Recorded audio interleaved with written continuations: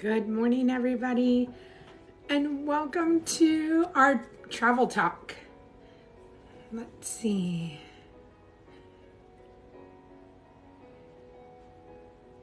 We're going to see if we can do this the right way today. Good morning, everybody. So on Wednesday mornings at 9:30, we do a travel talk with good morning, Brooke. We do a travel talk with Mike, the travel agent, and we're gonna wait for him to join. I did invite him. Brooke, I don't know if you want to tell him I did invite him. Let's see if I can click on his live. Okay. Thank you. This is Ainsley's room here in Maryland. So I will. So I put this wallpaper up for her. I don't know if y'all can tell I loved Florida beforehand. So, and the beach, and I just made her room kind of like my fantasy. So, yeah, but this is her room. I'm pretty sure she would rather it be like horses and stuff, but no. All right, I sent Mike an invite. Let me see. Or, I don't think that this is going to be. It's right. We did it. Yes. It did. Good morning. Good morning. How are you? I can't hear you. Let's see.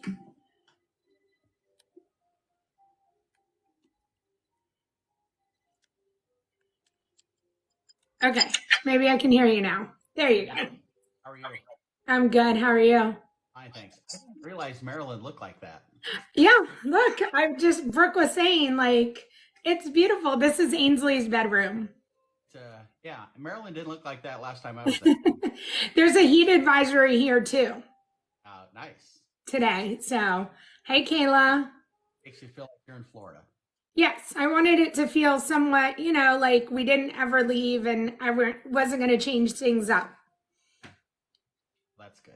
So, how are you doing? Good. I wore my special shirt today. Thank you. Show that off for everybody. I'll sit just like that so everybody can see it all through this live. Thank you, Mike. Hi, Tasha. Good morning, everybody. Happy Wednesday.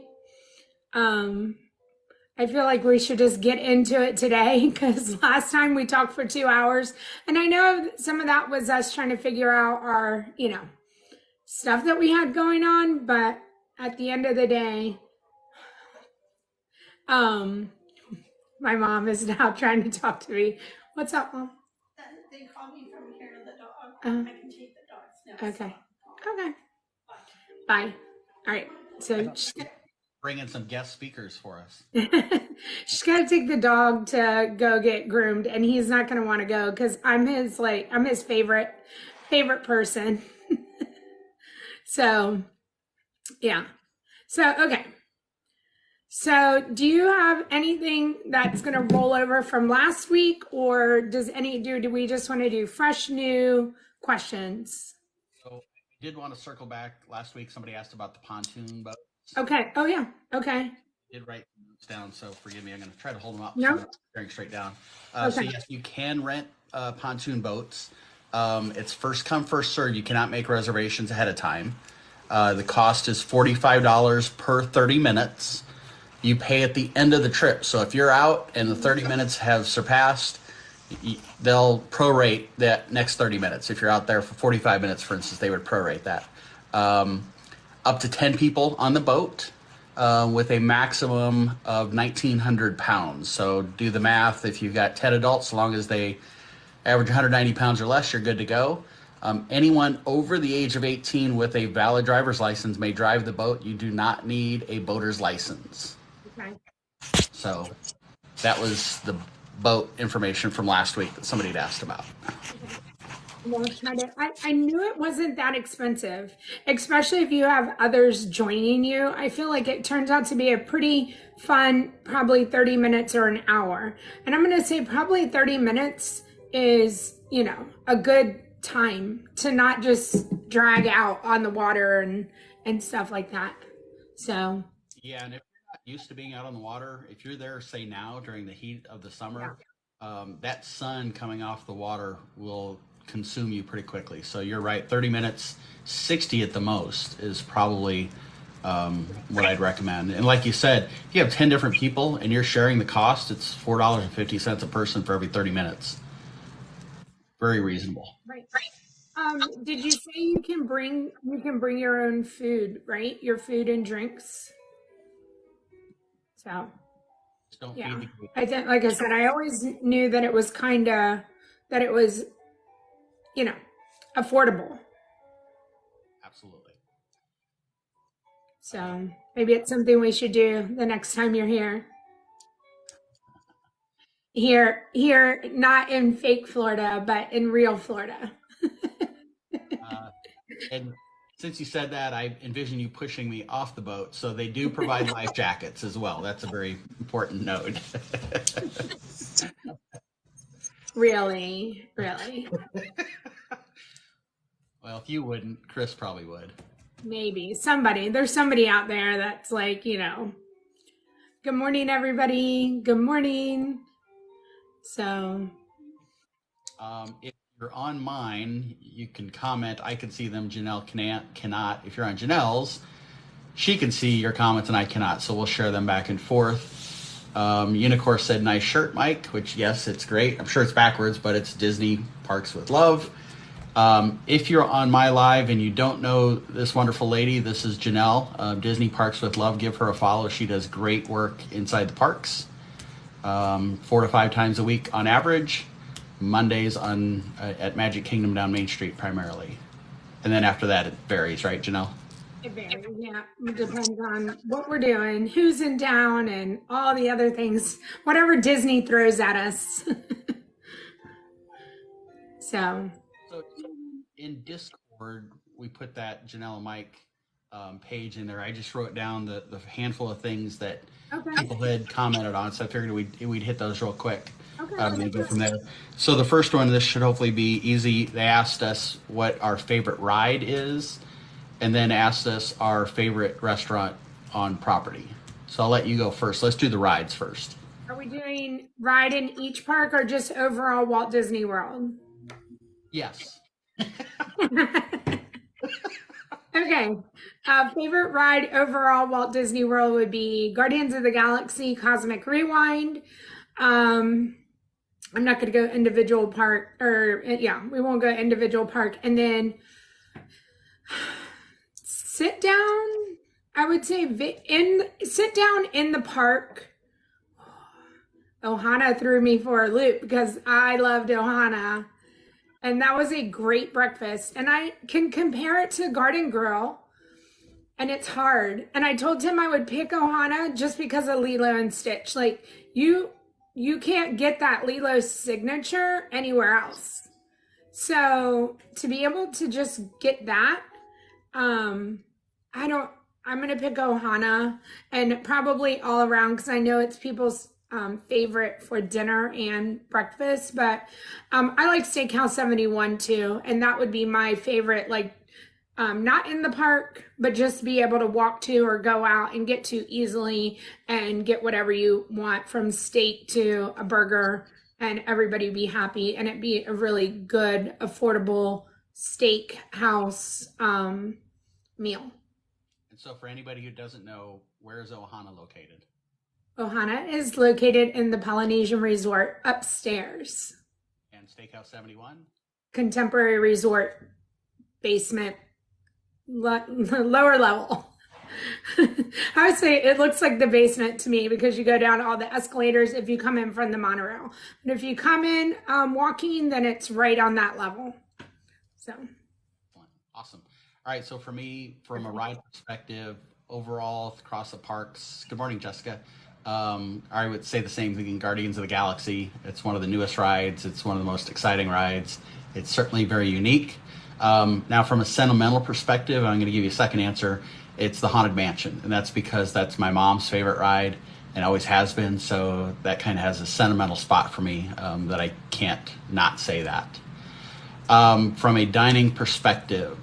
So this is hard because you mentioned Ohana, which the food is great, but also brings in the dynamic of the characters. And like you said, you can't get Lilo and Stitch's autograph anywhere else, which is pretty special. From a non-character dining perspective, I would have to go with one of these two. Inside a park, 50s Prime Cafe at Hollywood Studios. The food is great there, and very reasonably priced compared to other sit-down reservation restaurants, and the atmosphere is really fun as well. Outside of the parks, for the exact same reasons, Whispering Canyon over at over at Wilderness Lodge. Again, really good food, amazing atmosphere, a lot of fun. They do skillets, and so when we were there, I think they have 3 different skillets. Lori got one of them, Tanner got one of them, and I got one of them. So we each got a different one. And as long as you have the skillet, they'll refill for you, and you can share with the other folks at the table. So we each got to enjoy some of the food off of each of the 3 different platters that they had. Yep. I think those are really good choices too. They are. I feel like we both have our, like, again, unique. I know I can tell everybody why Steakhouse 71. And again, I like to leave the park in the middle of the day. I don't have a resort to go back to. And so it's so nice to just be able to walk over there and walk back, and grab take a break from the park and either go on the boat to the Grand Floridian to Gasparilla and go quick service that way. That's one of my favorite quick services. Or sit down, take an hour and a half inside a nice place that they're going to keep refilling your water for you, and just have a break from the park. Yeah. And as you said, refilling the water, all I could think about was the Pog juice at Ohana. Oh my gosh. I think Chris had 8 glasses, and I'm glad that they keep them that small, so poor Chris had a belly full of Pog juice and then topped it off with dessert party Wednesday night. Yes. I mean, he was eating from sunup to sundown. Absolutely. All right. Somebody did ask, hold on, Mike, let me, about the dining. What do you think of the new pricing of the dining plans, and do you anticipate it staying? So that was one of the other questions in Discord that we had. Okay. That was my next topic, was the dining. Okay. So well, we can do it. All right. So to break down the pricing, and I get a cheat off my notes here, so I'm not trying to be rude and not look at the screen here, but there are 2 different dining plans that are offered now, effective January 9th, 2024. So if you're booking a trip now for the rest of this year up through January 8th of 2024, there is no dining plan. So this is for arrivals January 9th and later, that you have an option to select, if you choose, one of 2 different dining plans. The quick service plan, that provides you 2 quick service or counter service meals per night per person in your resort reservation. Okay. 1 snack per night per person in your reservation, and then 1 refillable mug per person in your reservation. So if you're a family of 4 and you're staying 4 nights, even though you might conceivably be there for 5 days, you're getting 4 nights worth of quick service, snack, and 1 refillable mug per person. So 4 mugs in that example. The other is the Disney dining plan that gives you 1 table service or reservation restaurant meal per night per person, 1 quick service meal per night per person, 1 snack per night per person, and then the refillable mug. So those are the 2 different options, effective January 8th and beyond of 2024. The cost breakdown is this: per adult, for the quick service plan, it comes out to roughly $57.01 per night, per adult. For a child, it comes out to about $23.83 per night. For the Disney dining plan, the cost is about $94.28 per night per adult and $29.69 per child per night. So you might be saying, well, 57 and 94 for the adults. What does that mean? How do I compare that to anything? And so I did a little research, and again, I'm sorry that I'm looking down and not right at the screen, but prior to COVID, now that's a good look there. I want to see that look on a pontoon boat. You want that in reality. I could make it happen. I That's, could probably make it happen. we don't need the mustache, but the hat for Oh, sure. I was gonna say mustache and all. You can make that happen. That's pretty impressive. Um, Thank you, um, Jessica. so prior to COVID, um, to compare prices. So today's quick service meal plan for an adult is $57 and a penny. So just call it even 57. Okay. Prior to COVID, for an adult, that quick service meal plan was $55. So it's gone up $2 in roughly 4 years. With inflation, I don't think that's too terribly bad whatsoever. For the Disney dining plan today for an adult, it's $94.28. This one did take a jump. It used to be about $78 per adult, so it's up about 16 bucks. Now the interesting thing is if you have children, and in the dining plan children are ages 3 to 9, the prices have gone down since prior to COVID. So the quick serve for a child right now is $23.83. It used to be $26, so it went down a couple bucks. The Disney dining plan that's now $29.69. I just messed up my computer and I lost my numbers. Hang on a second. So currently for a child, the Disney dining plan is $29.69. It used to be $30.50. So again, it went down about $1. So not too bad overall. I know we talked about this last week a little bit, Janelle, so I'll just dive into this. Some of the advantages of getting the dining plan. First off, it's easier to budget. You've already, as a part of your package price, included either the quick service or the dining plan for those in your party. And so if you're going in September of 2024, right now how much it's going to cost to cover all of those items because it's in your package price. And you can be making payments from now until your final payment is due 30 days before your trip. So that's really nice. You can then make payments over time as you choose to do so. That's free for you when you book a package, either with someone like myself or direct with Disney.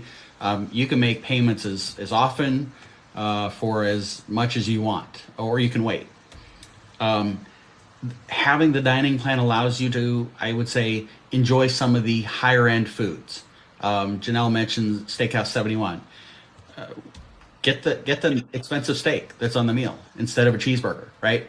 If you're on a budget and you don't have the dining plan and you're like us, you're probably eating chicken strips or a hamburger or a hot dog or whatever. If you have the dining plan, you're getting that steak and or seafood or whatever it may be at a higher price because it's included in your package.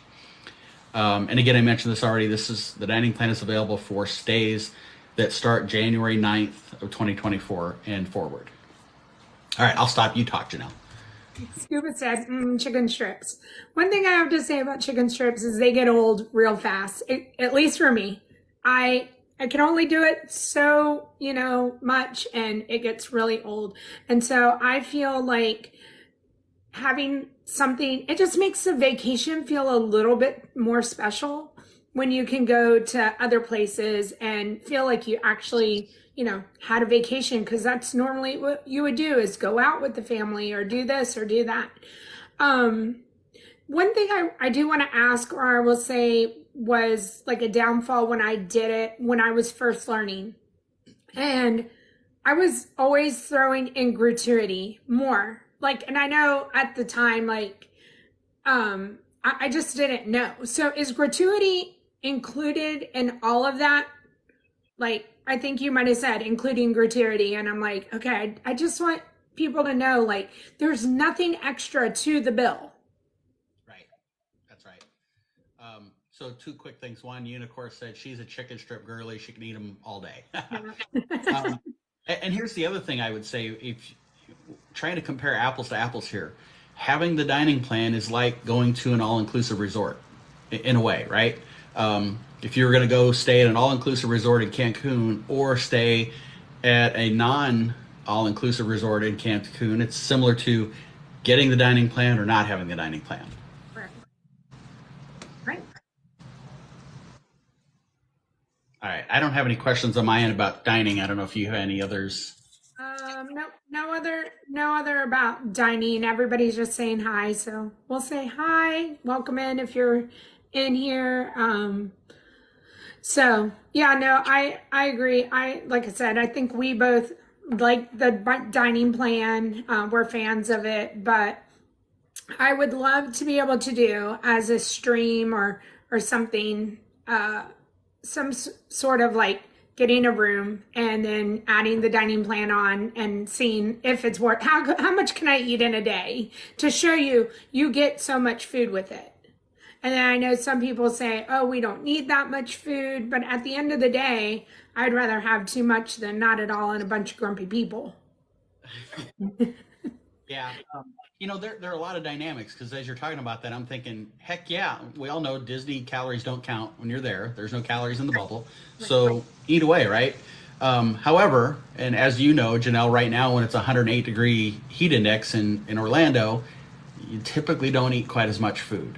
So, you kind of want to factor that in too. If you're going in the heart of summer when it's hot as blazes, do you want to have all of that food? Because again, if you're paying for it, at least for me, if I'm paying for it, I'm getting my doggone money's worth, right?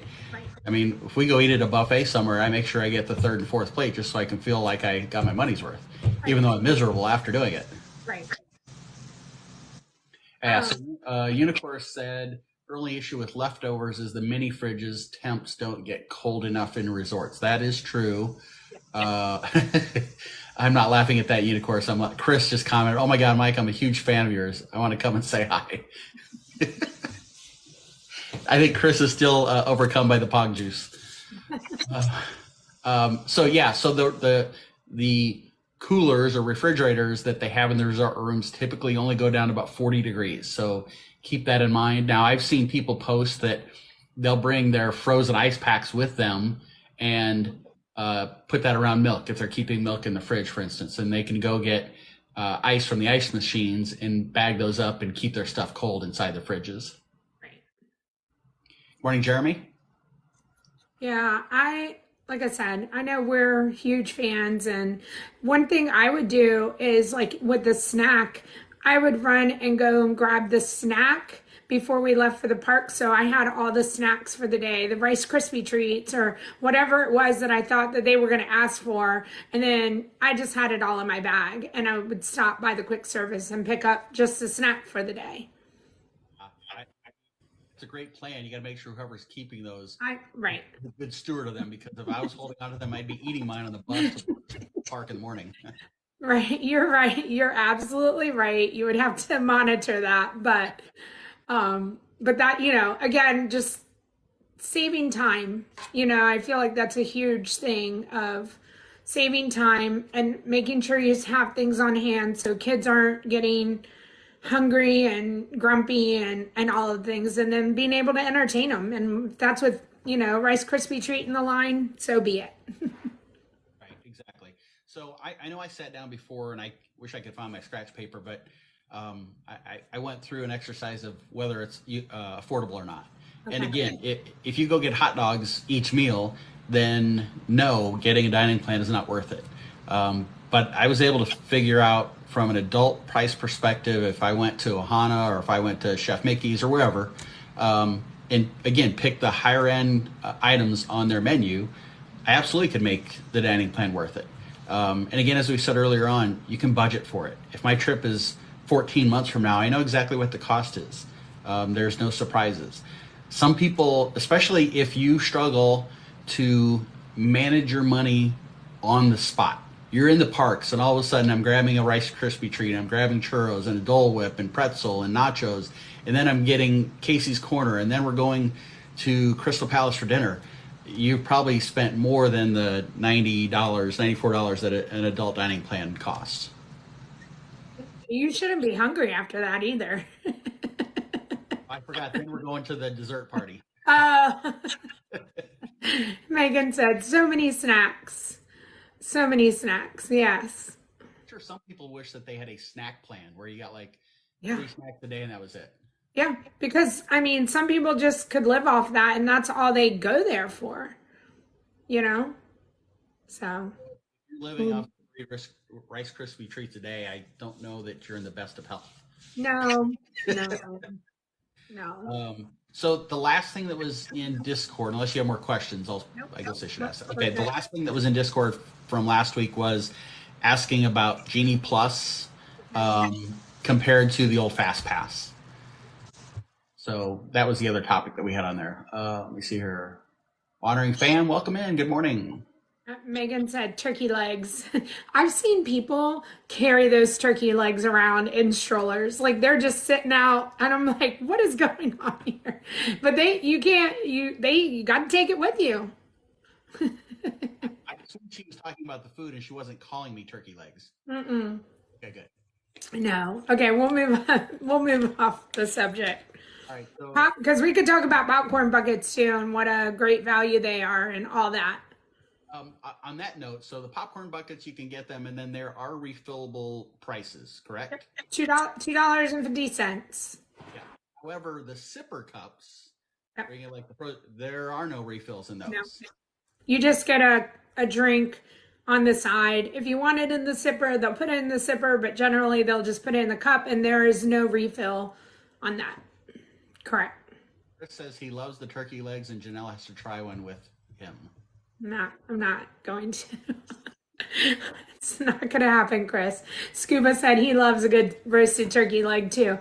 I think if I went back to Disneyland and I could have like one that had the sauce, like they have buffalo chicken ones there. They have different sauces on their chicken legs, turkey legs. I think I would try that, but Is that considered crossbreeding if you have buffalo chicken in your turkey leg? yeah, absolutely. Oh, I think they're nasty. Oh, Jacqueline, you've had one. Okay, so see, again, it's what you see on social media that makes you say like, oh, I'm gonna try that. Just like the pickled corn dog, you know. Mike, what? I've never seen you make a face like that. Hi, Tim. Anything pickle, I'm out.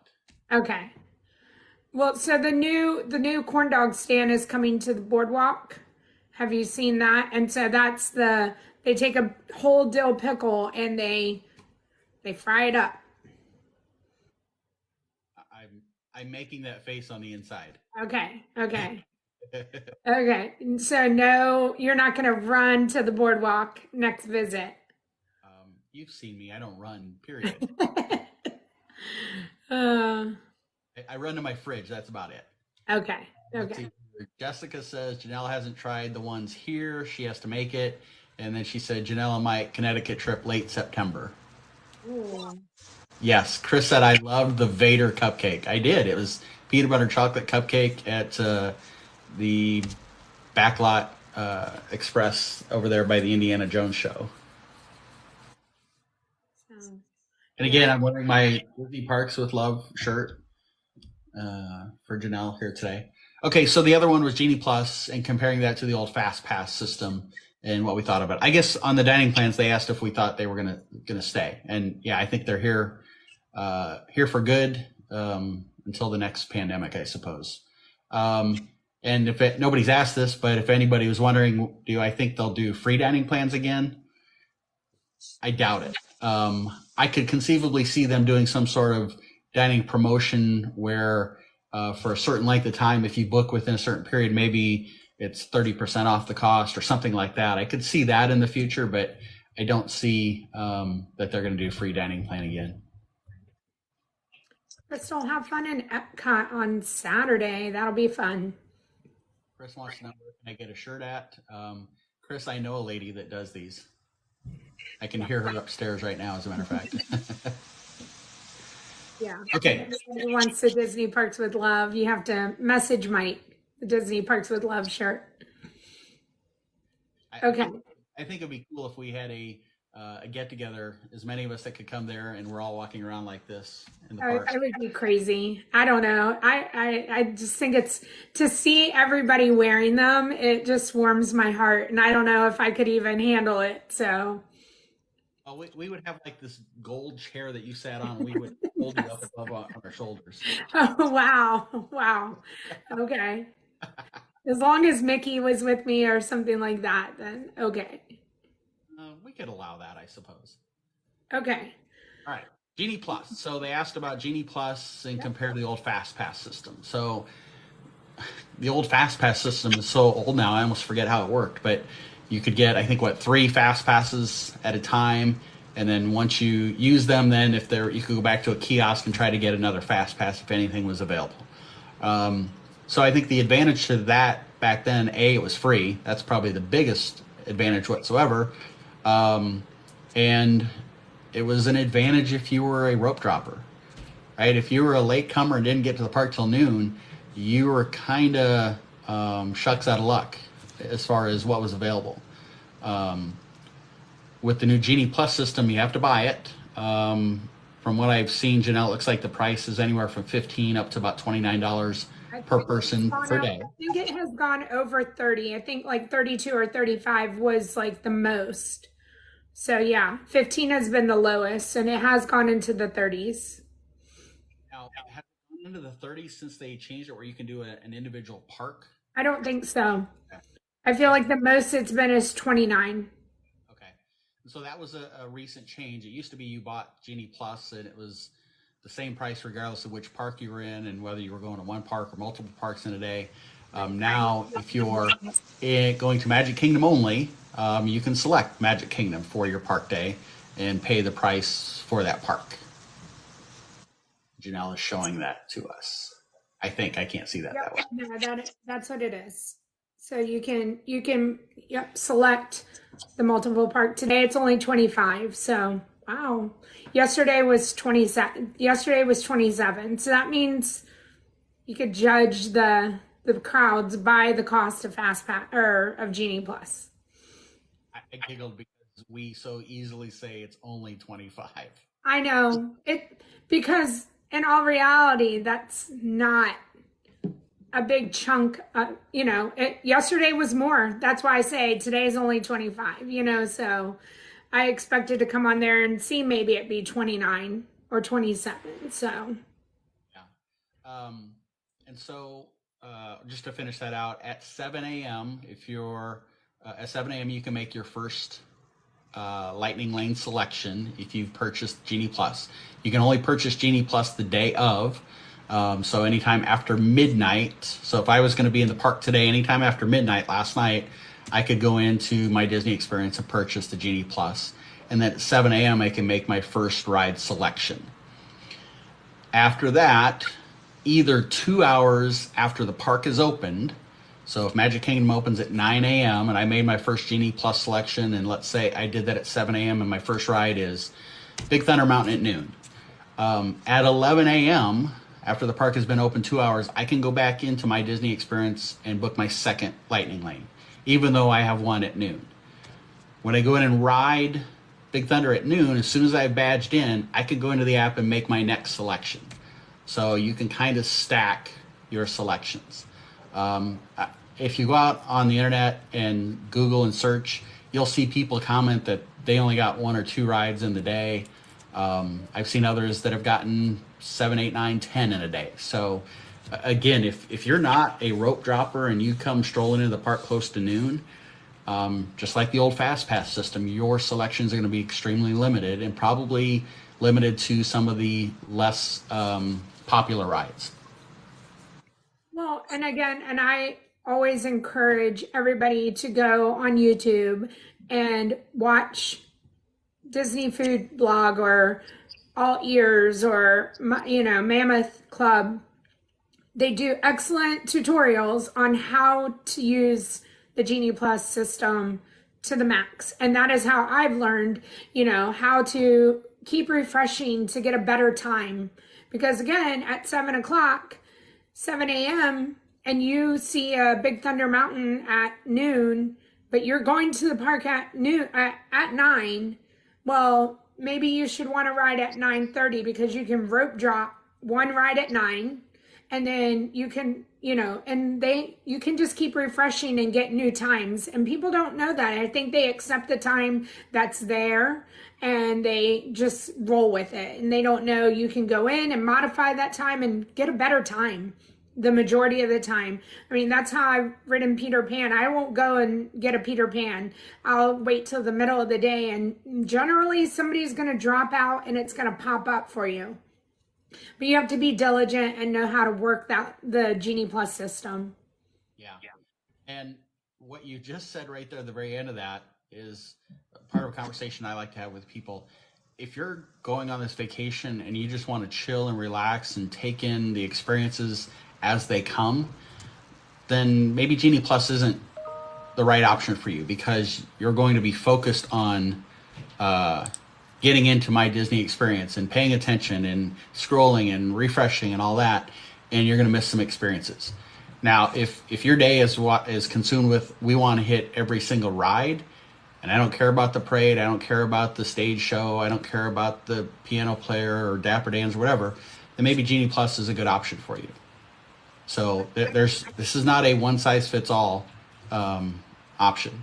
And also you have to factor budget. You know, if you're a family of 4 and it's only $25 per person, it's $100 a day. So factor that in. But I will make this comment, because a lot of people get really wound up about cost and how expensive Disney is. Somehow Universal seems to fly under the radar, though. And Universal has an express pass where it's kind of like Genie Plus on steroids, where you can do as many as you want throughout the entire day, and you can do the same one multiple times, which you cannot do on Genie Plus. But Genie Plus is $25, $29 a day. The express pass at Universal is, I think, more than double the cost of the park admission itself. It's incredibly expensive. So don't try to compare those two, because they don't compare price-wise. They don't. Yeah. They don't. Chris said, do we get parade with that? What parade? What are you talking about, Chris? I think he's still consumed under the influence of fog juice. Okay, well, and I mean, even if he is or isn't, you can Genie Plus Lightning Lane, the Festival of Fantasy. You can. And that's one of the options on there. There are meet and greets that you can. It's not just rides. So again, you know, if meeting the princesses and Mickeys and doing characters is your jam, I mean, Genie Plus might be for you too, if that's what you're doing and you want a couple things. And then we haven't even talked about, you know, individual lightning lanes and extra money for that as well. Yeah. So apparently Chris is commenting about, do we get parade with that? Wandering Fam said Chris was talking about when I said that we would hold you up. Okay. Yes, okay. That would be a Disney Parks with Love parade. Got it. Yes. And Janelle has the parade wave down, I think, already. Oh, I do. I've ridden the bus, the omnibus and everything, you know, enough times. Hi, Emily. But yeah, individual lightning lanes. And I think that, you know, if you're going to Animal Kingdom and your goal is to ride Flight of Passage, maybe not get, you know, I don't know. If you're only going to Animal Kingdom, do you get the Genie Plus, or do you spend the money on the individual lightning lane if that's your, you know, top ride? And I guess it depends on your time and how much, you know, you want to spend in the park and all of that. A lot of factors that go into it, that's for sure. Right. Now, all things being equal, we typically recommend Genie Plus, if you're going to buy it, Genie Plus for the Magic Kingdom and for Hollywood Studios. Those are the two parks that have either the most rides, Magic Kingdom, or some of the most popular and longer wait time rides in Hollywood Studios, with Slinky Dog and Mickey Minnie's Runaway Railway and Rise of the Resistance and Millennium Falcon. So those are the two parks we typically recommend if all things are considered equal. And I mean, Liz says if Genie Plus helps you do whatever, everything you want to do, then yes, it's worth it. And I agree, Liz, you know, it's a definite help as far as, you know, allowing you to skip some stuff as far as wait times go and help you maybe even plan your day a little bit better because you know what you're doing. But then on that hand, I will go with you, Mike. if you have your day planned and you know what rides, you might tend to skip the stuff in the middle. Mickey's PhilharMagic, or, something like that, because you're focused on, you know, getting to that next ride in that window of time. And the other thing I will say too is I think to make it so beneficial is to know your parks and know the layouts of the parks, so that when you are at Jungle Cruise and you're trying to get your next Genie Plus, well, you should want it to be Pirates or Big Thunder or Haunted. You want to stay on that side. You don't want it to be Space Mountain and then you're going over there and then I think you would be miserable by the end of the day, from going back and forth, back and forth. You'll be exhausted if you didn't plan your route all the way around. Absolutely. Unless you're a marathon runner, that doesn't matter. Well, okay. Yeah. Unless that's just what you want to do and you want the most chaotic vacation, which I think people complain about Genie Plus in that, because of that, but they just didn't know, again, to refresh or modify the times or look for something different. But know your park and know which direction you're going and where you want to start. Well, and like I said, if you got your face buried in your phone, you might walk right by a character and didn't even know they were there. Absolutely. Now, if your trip is going to be a once in a lifetime, you'll never be able to go back again, as far as you know. And so you therefore want to try to get done everything you can, then you probably need to consider Genie Plus.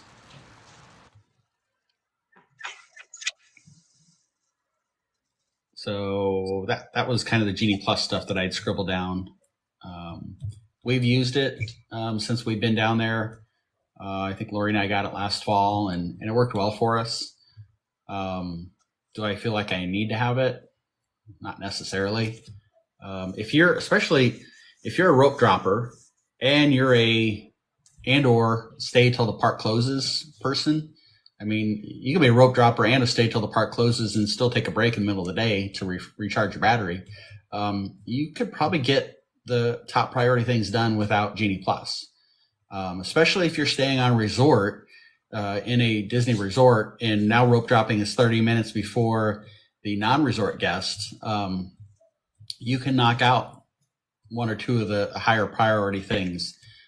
You could rope drop straight over to Seven Dwarfs, hop on that, ride it, and then probably make it over and get on Peter Pan about the time the park is opening for the non-resort guests. Right. And you still have the rest of your park day. And then typically at the end of the night, that last hour, half hour, somewhere in the neighborhood, park starts to wind down. After fireworks, Magic Kingdom starts to empty out pretty quickly. You've probably seen the mass exodus of people trying to get out of the park as soon as the fireworks end, and all of a sudden the rides open up. Well, I'll say this too, as far as that, I agree. I'm a rope drop girl, but check your My Disney Experience app. If you are on here and you're like, that's such a great idea, we'll go there later at night. Last time I was at Magic Kingdom, it closed at 10, not 11. And they have been throwing that in there once a week now, every 2 weeks. And I don't know if there's some scheduled maintenance that's going on. Who knows what it is. But the park closes at 10 and the fireworks are at 9:20. So you're not, and you have to make it through a crowd unless you're on the backside of the castle. You're not going to get some big ride in, or you're only going to get one of them. And then the park will be closed. All right. So I have 3 questions in front of me. Okay. Unicourse, I'll go with hers first. She asked, what rides would you not Genie Plus? So what rides would you not use Genie Plus for? I would not Genie Plus Jungle Cruise, and I would rope drop it. Because it is the hardest one to get. And when it pops up on your Genie Plus, it's going to pop up for 2 o'clock in the afternoon or 6 o'clock because everybody goes for it. Yeah. And I would go rope drop it and then just move on to all the other ones. And then if later in the day I wanted to do it at night, I would check to see if there was a Genie Plus for it at night and I would snag it then. And I would not do it first And then what else?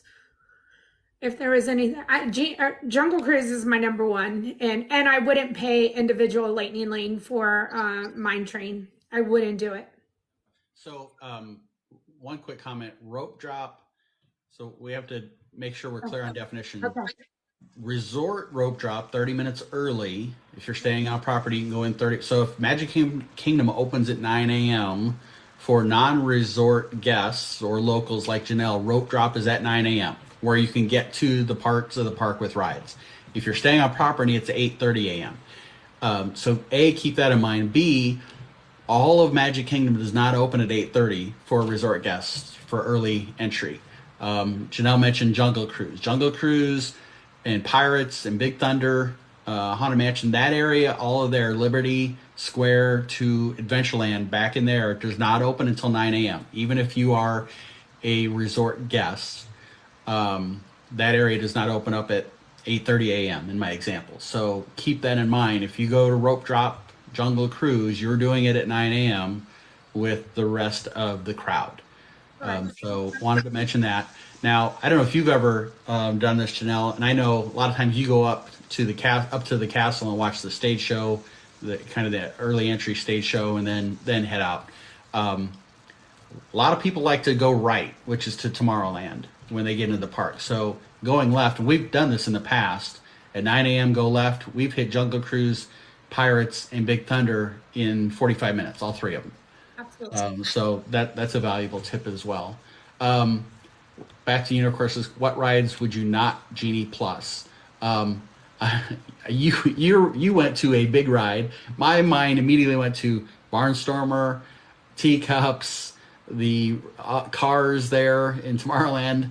Those things I would never use Genie Plus for. And I honestly, I wouldn't use Genie Plus for the parade or fireworks. I wouldn't either. I wouldn't either. But I was just saying it is an option.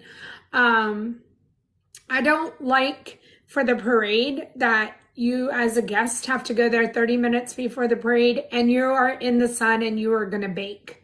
And the situation is just not a good one for where they have their Genie Plus. It's a great location, wonderful location. However, it's out in the sun. I wanted to go back up and say for those resort guests that make it in at the park into Fantasyland at 8:30, at rope drop time at 9 o'clock. So let's just say you had you got in and you ran over to Peter Pan and you rode it, and it's not it. You're done. It's 8:50. There, once you keep going back over by Haunted Mansion, there's a rope drop section for all those guests as well. So you'll wait over in that section, and then that puts you into Adventureland, and that's a whole nother rope drop area that we never see because all those hotel guests are coming in and having their own rope drop. Yep, that's right. So Last October when Lori and I were there, we resort rope dropped Peter Pan, rode Small World since it's right across there, and it still wasn't 9 a.m. So we were in that rope drop area for resort guests close to Haunted Mansion. Let's see here. So Chris said, I'm changing your wording here, Chris, because I think you mistyped this. He said, absolutely rope drop Muppets. yeah, he probably mistyped. So Chris asked, he clearly wasn't on the live at the very beginning. He asked what my favorite ride was and asked what my favorite food was. So for Chris and your questions, I had said I have two answers for favorite ride.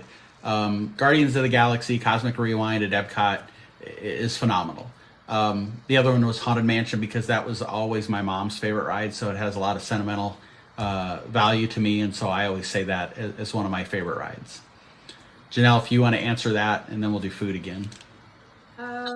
What is Guardians of the Galaxy, and then I think that was that all we were answering, and then Guardians of the Galaxy overall, Walt Disney World.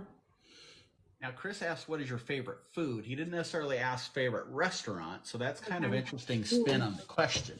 Yeah. Clearly, Janelle's is the turkey leg. I mean, this information was just given this morning. Hot news, the turkey leg. Yeah, the crossbreeded buffalo chicken turkey leg. um, Gosh, just favorite food. If I could only have one food item in the parks, that's a hard one, Chris, to ask it that way. Favorite food. Yeah, I might have to I give feel that like some you have to thought. go to an individual park for your favorite thing and eat. JT, the hot news was that I like a turkey leg and I don't. But Mike's gonna keep mentioning it to me and So I'm still Maryland, Janelle likes turkey legs. Florida, yes, yes, yeah. that's what it is. Let's see here. Chris also mentioned not to forget that tomorrow is the start of the Food and Wine Festival at Epcot, which it is. So tomorrow should be a happening day at Epcot. I'm sure tomorrow, Friday, and Saturday and Sunday will be pretty packed at Epcot. Absolutely. Now, one thing I was on somebody's live last night and this subject came up, and I never really thought about it, but from a visual standpoint, the Food and Wine Festival is probably the least attractive of the other three festivals there. I mean, you have the art festival, which obviously there's a lot for the eye to see. You have the Flower and Garden, which is incredibly gorgeous. And then you have the festival of the holidays at the end of the year, which I think is still really cool with the trees and how they're decorated and so forth. Food and Wine is probably the least eye appeal fantasy of the festival of the four. Absolutely. 100%. All you have is some extra booths and that's it. Yeah. Chris says, I love food and wine. I don't know if he means just the categories of food Yeah. and wine or if he means the festival. 100% just the category. Chris said his favorite food is wings at the Food and Wine Festival. Yeah, they're pretty good. Yeah. I can't ever remember going back and like remembering last year to say like, oh, I'm going back to this booth and I have to eat this again. I have to like see it all again and then it'll come to me. Um, so I can remember things that I don't like more than all because there's so much. There's so much good that I can't ever remember. So, like that deep fried pickle. I already know I don't like that. right. It just did come to me though. My favorite food is anything out of the caramel shop in Germany. I was waiting for it. I was waiting for it. Anything. I'm half asleep still this morning. That's understandable. Yeah. But yeah, you can't go wrong with a lot of the food in any of the parks. I mean, I could have easily said, give me a box of popcorn in front of the parade, and that's the best thing in the world. I know a lot of people don't like the plastic cheese with the pretzels, but man, I go to town with the pretzel and the cheese. No problem whatsoever. Yeah, and I feel like whenever you go favorite food, like my mind automatically, especially in Magic Kingdom, goes to a dessert or some snack. Not, you know, I don't know. I like the lobster roll at Columbia. I like it. I don't know, I don't know that I necessarily love it or have to have it all the time. Magic Kingdom's just the hardest one for me to pick food in. I will always pick some sort of sweet because I think they're so good. Like I have never ever had a Dole Whip. Dole Whip. Never had it. Morning. Mike. I mean, I feel like maybe that might be as bad as me saying I've never been to the Hall of Presidents. I don't know. Oh, okay. Just want to tell you that. Guess my computer screen was reflecting off my glasses, Oh. so maybe that's better. Hi, Lori. So you've never ever done the Hall of Presidents ever? Ever. Holy cow! Never. Like I've walked into the lobby area, but that's it. We turned around and went back out for whatever reason. I think it might have been down, and then that's always just been my thing is like I've never been in there. And that presidential seal that's on the carpet, they had to get Congress to vote and approve to allow that at Disney. It only exists there, where the Liberty Bell is in Philadelphia, and then in the White House. Yeah, I'm sure there's so many fun facts just about, again, we know the flags and, that we could do on this whole, on Disney and what they're allowed to have and not have. Yeah, So, that's so cool. I mentioned that on a live I did a while back. But if you're walking down Main Street and on top of the buildings, there are, I'm air quoting here, American flags. I do that because they're not. They're missing stars or they're missing stripes, so that they're not official U.S. flags, which means they do not have to take those down at night. yeah, Crystal hasn't been in the Hall of Presidents either. So look at, I have a buddy. I have a buddy that hasn't been in there. I've got one as well that said she's never been in there. I thought, Janelle, just from the standpoint of it was hot out and you needed to take a break, that at some point in all of your time there, you would have said, I'm going to go on in and grab a seat in the Hall of Presidents and take a break. Scuba hasn't either. Look at this. There's we haven't been to the Hall of Presidents Club here. No, I would rather go into the Christmas store and go walk around and get air conditioned from there. So, yeah, I don't know. I just never go over there, like on that side. Have you ever done the show in Epcot in the American Pavilion? Yes, one time. And I liked it. And I was like, wow, it was a great show. I have not been in there since they refurbished it. It's a 30-minute show. And that is why. Yep. So I will go and do Voices of Liberty, and they have started to recognize me. Like when I was just there on Sunday, they came up and I'm learning their names and everything. I can't stream in there. It doesn't work. Like there's no service inside there. So I want to take you guys along with me to see Voices of Liberty all the time because I think they're so amazing. But I don't go into the American Adventure because it's so long. Yeah. I understand Chris used to enjoy Voices of Liberty until they told him to stop singing with them. Lori said she wishes she could be in the Never Done the Hall of Presidents Club. She can be in the Never Come to Disney with Mike Again club.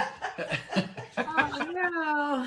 I can go by myself. Yeah, that's right, Lori. I got a spot for you. All right, so Shane's. Chris asked me to ask you what your opinion was on the sing-along with Beauty and Beast. Oh, okay, hold on. So Shane said he's been to the Hall of Presidents, but he doesn't remember like the last time. Same with Country Bears. Sing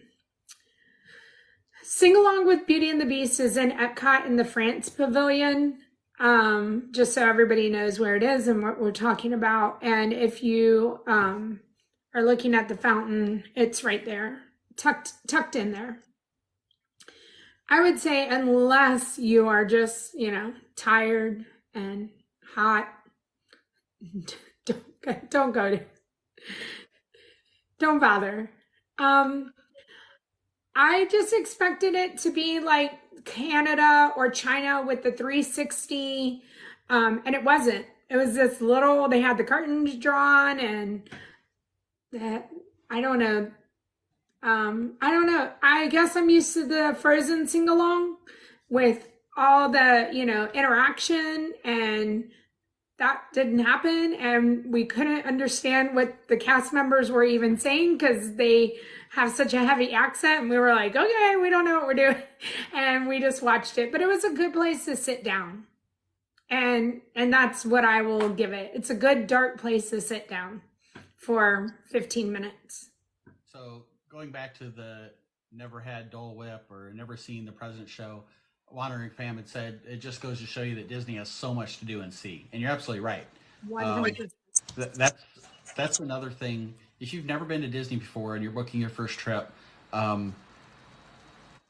manage your expectations. If you think you're going to see and do everything, you're going to come home highly disappointed because it's impossible. I've been dozens of times and there's things we still haven't seen. either because we've chosen not to or because we haven't had the time or whatever the case may be. You're always going to have the things that are must do's, must sees, and you make sure you get those done, which means there are other things that you might miss out on. Yeah. I mean, especially like the nighttime shows. I mean, there's only one time for those fireworks, and and to make sure you get it in and don't get too tired and can make it through all of it. There's And so many factors. with the fireworks at the Magic Kingdom, you could be on Main Street and see them up by the train station, and that's one view, and you're getting all of the buildings down Main Street that you can see. You can be right at the castle and see them. That's a different view. You can be over by Tomorrowland Terrace and have Tinkerbell fly right overhead. You can be behind the castle and see them. You can be over by Big Thunder Mountain and see them. You can go to the Contemporary and see them. You can go to the Poly or the Grand Floridian and see them. And it's a different experience each and every time if you're at one of those different locations. So I think I rattled off almost 10 different ways you can see the fireworks, and it's a different experience. So yeah, so Shane says, yeah, especially with kids, like your expectations and getting and making it till the end of the night, that's one thing. And then Scuba said, on his first trip, very overwhelmed on, everything to see and do. And I know y'all probably watch the lives and you're like, okay, I want to do that. And over there and then when you realize you're like, huh, when I came on in the morning and I was in Tomorrowland on the People Mover, but then came on in the afternoon and was on Big Thunder. Once you're there and you realize what I had to do to get to all these locations, it's a totally different feeling too of seeing it and seeing the layout and all of that. Yeah. Shame.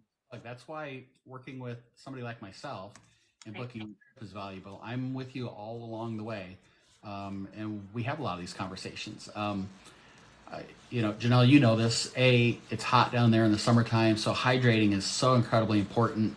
And having things like cooling towels and fans, and knowing that you can get free ice water, all of those things. But planning to walk before you get down there and getting into some sort of walking shape. And even that, I did that before our trip in May. I was walking 2 or 3 miles a day, most days. That's scratching the surface. Walking 10 miles at Disney is probably more like walking 15 or 20 miles at home, or at least walking 10 miles if you're walking up a mountainside. Okay, let me stop because somebody did, and just to revisit very quickly, Genie Plus, and park hopping. You wanna take it?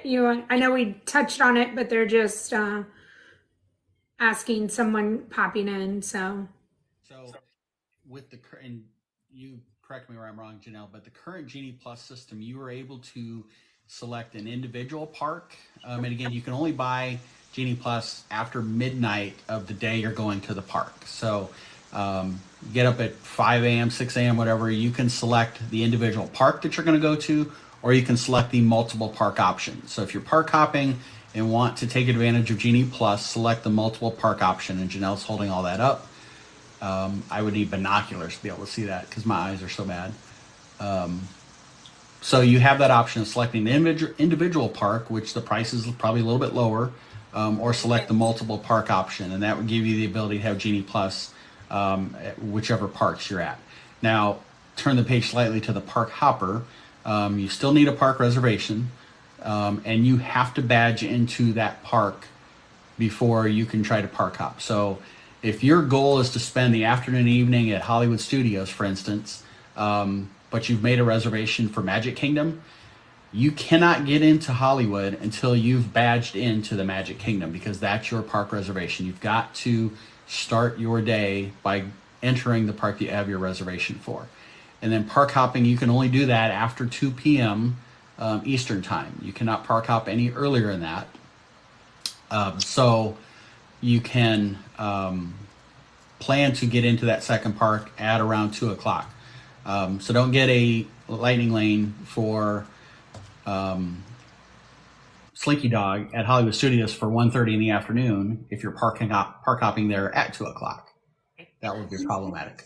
And so, and just to say, I can't show you because I don't have Genie Plus, but um, up at the top, once you purchase it, it's gonna show you whatever Magic Kingdom. If that's your first day, you'll just click. It says real and small writing switch parks, and you'll go click your new park, and you can make a reservation. And you can make a reservation or a Genie Plus, a Lightning Lane for Hollywood Studios if you want. Even if you haven't badged in there, you still can do it on Genie Plus. You're just taking up one of your slots of your time. That's all. Anna commented, if you change your mind after purchasing and decide you want to park hop, guest relations can help with upgrades. Oh, perfect. Okay. Mind. Mr. Keen's Wild Ride said dynamic duo. Janelle's the dynamic one. I just make the duo part. Is there any point in getting the Genie Plus or the Fast Pass if going in mid-September? Tina, I would say it just depends on the day. If you're going to Magic Kingdom on a party day, no. And you're going to be in the park and not go to the party at night, but you're going to take advantage of the park during the day. You do not need Genie Plus in Magic Kingdom, but that's just something. I don't know what day you're going, and I don't know, are you going Labor Day or are you going mid-September when crowds are, generally down? No, you probably don't need it. But I'm not sure what day you're going. And again, this is another shameless plug for myself or a travel agent like myself, utilizing us. I know for me personally, I've got the 2024 calendar where I know the expected crowd levels based on historical data. I've got when the cheer competitions are, the dance competitions, all of those things are on that calendar. So to generically ask, is September a good time to go? Yes, maybe. I'm not sure without knowing which part of September you're thinking about, for instance. Janelle mentioned, and you mentioned party days. And if anybody's on going, what does that mean? So we can touch on that if you want to. Yeah, we can. I think it's just going to be a reoccurring theme, and people, we're going to have to say it. And, Tina, you're welcome. I'm glad that the live is helpful. And if y'all have any other questions, feel free to throw them in there, and we'll address them. Sitting under a palm tree, she's got it going on. I know. Can you do rider switch if you go through the single rider lane? I don't know. Sure. So Keynes wants to know, how did you seal your Stanley Cup? Oh, I didn't. The person, Joseph, who did it, he's in California. So I left it open, available for him to add more to it. So for that. Had you sealed it, what were you going to do? I was going to go to like Hobby Lobby or Michael's and just get a spray seal to put on there. So, okay, let's go back to some questions. But yeah, that's what I was going to do. I think, I don't know if I had asked Lori and maybe she was going to tell me something to do. I don't know if it would have been better to hand paint something on there, but I was going to go the spray can route. If you do not get Genie Plus, you can't use the Lightning Lane, right? That is correct. So no Lightning Lane if you don't buy the Genie Plus during the day for that day. Well, again, we're clear though. You can get individual Lightning Lane for Tron or Seven Dwarfs or Guardians without having Genie Plus. Right.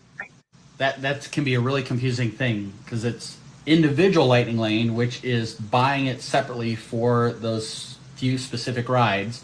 If you have Genie Plus, when you make a reservation, you're going through the Lightning Lane of that particular ride. But that's not the same as an individual Lightning Lane. I wish they would have named them differently. Yeah, a la carte. It's an a la carte, ride. Yes.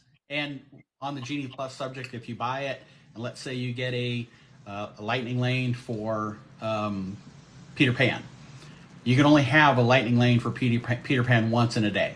You can go ride it, stand in the standby line as many times as you want, but you can only make a reservation for one ride per day on the Genie Plus system. All right. So I don't know that we can answer the single, can you rider swap on a single rider? I would imagine that you can. As far as I know, yes, you can. Now there aren't very many single rider lines left. No, not in the world. Let's see. So Tina's going after Labor Day. Tina, I would just play it by ear and just see, you know, what day and what the crowds look like. But you might want it, especially if it's really close to Labor Day. I would say yes, that the majority of people are still on a summer vacation and they're not going to leave the day after Labor Day. It takes about a week for that crowd to kind of move out. Keen said yes, you can as far as the single Okay. rider child swap. Okay. Yeah, you're right. So yeah, that entire week of Labor Day is usually fairly busy. Once you get past that, schools are back in session. It slows down some. Janelle mentioned party days. So at the Magic Kingdom, they have Mickey's Not So Scary Halloween Party. The first night of that is August 11th. And it goes through October 31st. They host it about every 3 or 4 nights, give or take. Don't hold me to that. And what Janelle said, don't get Genie Plus if you're there on a party day.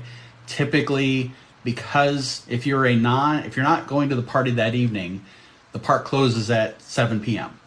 And so you have a shortened window of time to be in the park. So typically, people on vacation that aren't doing the party night, they won't go to the Magic Kingdom that day because they're not getting the full day's worth of their money, if you will. So the park is typically lightly crowded throughout the day of a party day. And that's why Janelle said she would not get Genie Plus on a party day if you're inside Magic Kingdom. When we get to the Christmas time, there's Mickey's Very Merry Christmas Party at the Magic Kingdom, again, about every 3 or 4 nights. And that I think runs early November through about New Year's Eve. And then this year, for the first time, they're having a party at Hollywood Studios called Jollywood. And that, again, is about every 3 or 4 nights, roughly mid-November through end of December. I'm going to have to go to Hollywood and see if on a Jollywood night, it's the same. I'm like, oh my goodness, maybe I'll like Hollywood a little bit better on a Jollywood night. I just noticed your shirt. Yes, and so for Janelle, Turkey Legs and Hollywood Studios are both right up there. Yeah. my top tier. So Den Dog asked how to rope drop, the easiest way to rope drop without the lines. I mean, just going to the whatever. Let's say in Magic Kingdom, you don't want to go to Fantasyland because we have resort guests already there. So I say you're either going to head towards Space Mountain. That's a really only big ride in Tomorrowland that you would rope drop if that's a priority for you, or you're going to go to Adventureland and you're going to hit Jungle, Pirates, and Big Thunder. If you're a non-resort guest rope dropper, that's one thing. If you're a resort guest rope dropper, you're getting in 30 minutes early. Now, I want to be very clear on this because you'll miss otherwise. Let's assume we'll do Magic Kingdom first. They open at 9 o'clock. Do not think that means you're at the turnstile getting in at 8:30 a.m. if you're a resort guest. You can get in far earlier than that, get all the way up to the castle, and depending upon whether you're going to Tomorrowland or to Fantasyland, you can walk up and then there's rope drop up there. So don't show up at 8:30 a.m. because you're going to be thousands of people back in the end of the line and you're going to miss the advantage of that 30-minute window. Get there early if you can. That's very helpful. For us, I know I've experienced this jumping to Epcot. Now, first off, we typically stay at a Skyliner resort. So we're coming into Epcot in the back of the park at the International Gateway right by France and the Remy ride. Again, let's say Epcot opens at 9, so rope drop for a resort guest is 8:30. We will get there before 8 a.m. We're in, and I can tell you we have been inside getting on the Remy ride, and it's not even 8:30 yet. They will start that process earlier than just 30 minutes before. So if you want to take advantage of rope drop, whether you're a resort guest 30 minutes early or a non-resort guest, don't show up right at 8:30. Don't show up right at 9. You're going to be thousands and thousands of people behind, and rope drop typically at that point, it doesn't exist. You're so far back in the crowd that you've missed your opportunity. Keen said breakfast reservations at Crystal Palace, you can get the early entry too. Yes, exactly. That's right.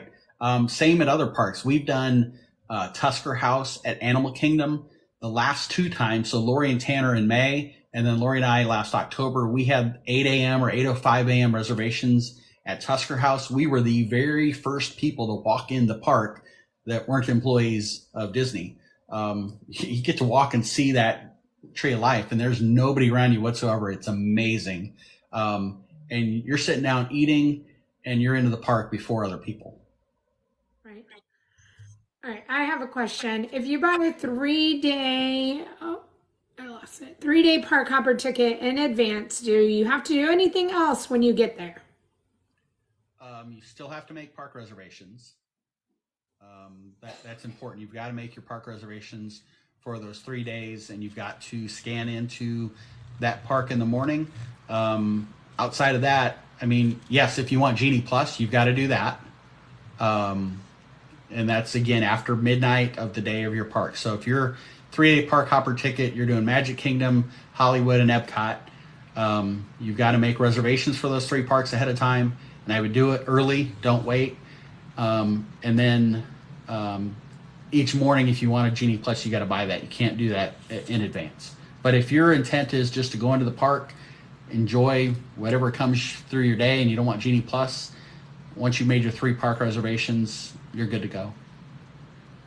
And so Michelle wants to know, how do you make the park reservation? Michelle, if you're on the app and you purchase either on the internet or through a web page or through the app, Disney directs you and says, you can't go to the park unless you make a reservation.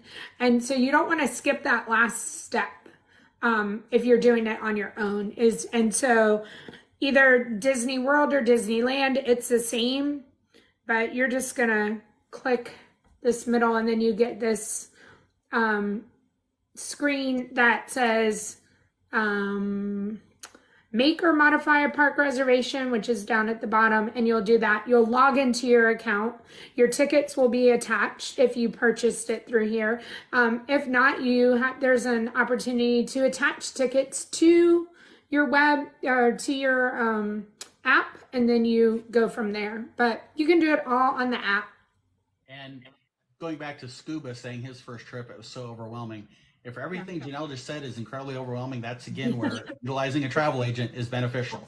I just made park reservations yesterday for a couple of my guests that are going in December. So, we're well ahead of the schedule with them. And and if any of them are on, they can confirm this. I will hound you about which parks you want to be at which days, well ahead of the 60 days before you arrive, when we can make dining reservations. I'm having those conversations with you as well. And, we didn't say that when we talked about restaurants earlier, but you can make dining reservations 60 days at the 60-day window to your arrival date.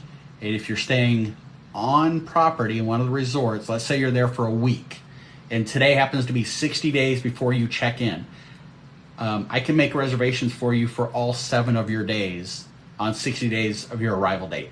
If you're staying off property, I can make reservations on day 60 for your arrival day. And then the next day I can do your second day. And then the next day, your third day. So another small advantage of staying at a Disney resort, you can book your dining for the entirety of your stay, I think up to 14 days worth or 10 days worth, something like that.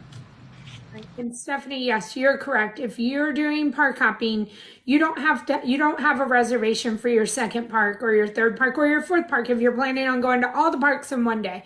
You only have to have a reservation for the very first park. And then after 2 o'clock, you can go to all the other parks and you don't have to tell anybody, you just scan in.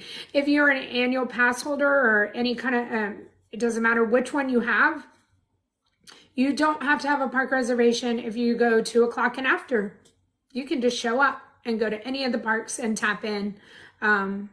So that's Except for Magic Kingdom on weekends, right, Janelle? except for Magic Kingdom and maybe no Magic Kingdom on the weekend. You're right. I think that's it.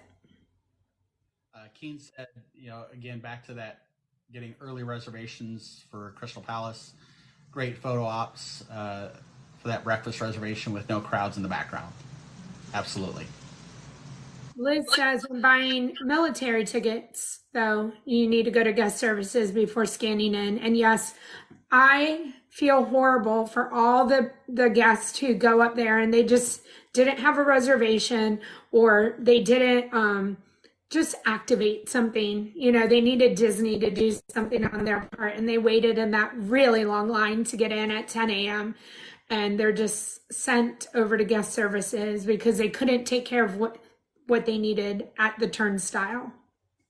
So I would definitely check at a resort and just make sure with a cast member, do I have it all together? If you're not using a travel agent, I would just make sure that it is all connected and all, taken care of before you go and wait in a really long line at the turnstile. Absolutely. I know we talked about these last week, Magic Band. Janelle probably didn't bring her prop to Maryland with her, but I did not. So this is the regular Magic Band. She has the Magic Band Plus. These and the Magic Band Plus are optional. You do not have to buy these to be able to go to Disney. You can use the app on your cell phone if you want to. Some people are hesitant because their battery will die midway through their day, and then they're in scramble mode. You can get to your resort to check in, and they can give you the traditional old plastic credit card looking thing that you can utilize. And Keen said, yeah, you can use your Apple Watch as well. So don't feel like, if you don't have one of these, don't feel like you have to purchase these. These used to be free. They're no longer free. They run, I think the Magic Band's $10 to $25, and then the Magic Band Plus probably 25 to, depending upon how fancy it is, some crazy number. But again, not required. So I have a very interesting, and it's a good question. Valentine is asking, if you can't park until park hop until 2 o'clock, how do you get the Tron queue at 1? Same goes for Guardians too. You don't. I mean, you can try. And there's definitely times, especially with Guardians of the Galaxy, and there have been times with Tron, maybe only a handful of times, that it's open by that 2 o'clock time when people park hop, but it's a very rare situation. And no one's saying that it can't be done, but more than likely you will not get the 1 o'clock queue. Yeah, that's right. You got to be inside the park to be able to get into the queue or attempt to get into the queue. But you're right. At times, I think Tron less than Guardians, but at times the queue's still open at 2 o'clock when you get in. I was a guest on property. I went for rope drop at Epcot, but stood with everyone. Who do I tell to get? Can you get it? Do you want a refund, Stephanie? I'm not sure. I don't think that you would be able to. If you get a late time, can you leave and come back? Yep, you can. If you get a late time for the queue, just remember for Tron, you have to be there in 1 hour. Guardians, they're very flexible. You can come back and you can miss your queue time and it's no big deal. But Tron, you want to be back within 1 hour of when they're calling your time. And that's important to know if you've got dining reservations somewhere. Keep that in mind. Oh, okay. So Stephanie's saying she couldn't go in like they said and be on a ride when it opens. You want to know where to go on with rope drop early. Okay, so in Epcot, it's to the right. I don't know how they do it in the back at the International Gateway. I only know how they do it in the front. So if you're coming in the front from a bus or the monorail, it's on the right-hand side of the ball. And there are cast members with signs. You don't stand in the middle with everybody else. So that's how it is at Epcot. Animal Kingdom, I think you're allowed to go to the left. Yeah, they do. You want to go when you come in, you go to the left and they guide you over to the left. And then Hollywood, I've never been there for rope drop to see it because it's so crowded. Like I've been there early in the morning, but I've just never witnessed being actually in the park early. Yeah, So to the left, okay. So if we're talking resort guests, which I assume that was. Yep, that's what we're talking. So at Magic Kingdom, when we've been there before, again, any guest can get into the Magic Kingdom well ahead of time and walk down Main Street and get pictures of the castle. If you're a resort guest and you're wanting that 30 extra minutes, there are 2 different paths you can take towards Tomorrowland with Buzz Lightyear and Mike Wazowski's Laugh Floor and so forth, or towards Fantasyland and Seven Dwarfs Mine. There are cast members standing right there with their little iPads, and they'll scan your badge or your iPhone or your card or your cell phone, whatever you're utilizing as your ticket. They'll scan that, and it will tell them whether or not you're a resort guest. And if you are, it'll scan, and they'll let you right on through, and then you will walk down one of those 2 walkways, and at the end of those walkways is where the actual physical rope is that they rope drop. So that's Magic Kingdom experience. Epcot, Janelle told you about the front of the park. If you're on the Skyliner coming in the back, again, you'll go through the security screening. You'll scan into the park as you're walking up towards the bridge that goes over the water there into the lagoon. Again, there are cast members with their iPads scanning your badge to confirm that you're a resort guest, and away you go. And again, we've scanned in there at 8 a.m. and walk straight through, and we're getting in line for Remy. Hollywood is the same thing. You'll go through security, you'll scan into the park, and again, there are cast members right there that will make sure that you're a resort guest that will allow you in. And same thing with Animal and Janelle, you said you go off to the left. So that's exactly right. Janelle Unicorn says that Sophie says hi to us. I do think that Magic Kingdom is the easiest, and they have so many people just lined up on cast members on Main Street directing everybody. And still, as just a regular guest, I see so many people come over and they didn't see the signs, and they are now in the regular rope drop area, and they're saying, "I need to get through," and the cast members are like, "Nope, you need to go over here." And then they've wasted again so much time. So Stephanie, I know I feel your pain of not seeing those signs, but just always, even if it's a person taking pictures and they don't have anybody with them, ask them. They'll answer your question. All cast members will be able to direct you to go over here or get you to where you need to be. So yes, look for them. Big sticks. It says, resort guests this way. And they do have them at all. And it's just, I understand there's so many people. There's so much going on. You've just walked into the park and you are overtaken by everything that's there. And you're just trying to find, a sign that says, I need to go this way. So I'll get to what Keen's just said here in a second. But okay. Again, if your resort guest rope drops at 8:30 a.m. at Magic Kingdom, if it's a 9 a.m. park open, don't be at the front going through security at 8:30 a.m. because you're going to be in the 9 a.m. crowd. You're already way behind the 8 ball. Get there at 8 a.m. so that you're not. Most non-resort guests aren't going to show up at the Magic Kingdom front gates at 8 a.m.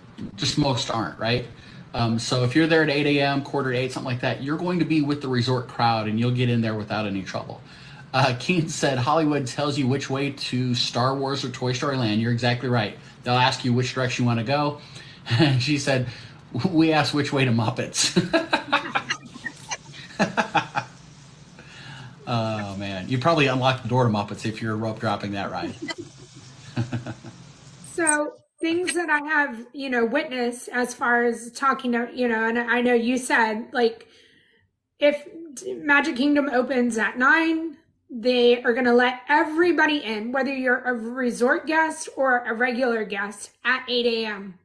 Always 1 hour before. And I have seen resort guests booking it to get there because they want to be the first at at the 8:30, and they're essentially rope dropping to rope drop resort guest rope drop. And yeah, you don't want to get there at 8:50 because then you still have to get in, and by the time you make it there, those cast members are no longer going to be there because we're now on to regular rope dropping and regular park open. Do all parks let you in an hour before? Nope, they do not. Magic Kingdom is the only one.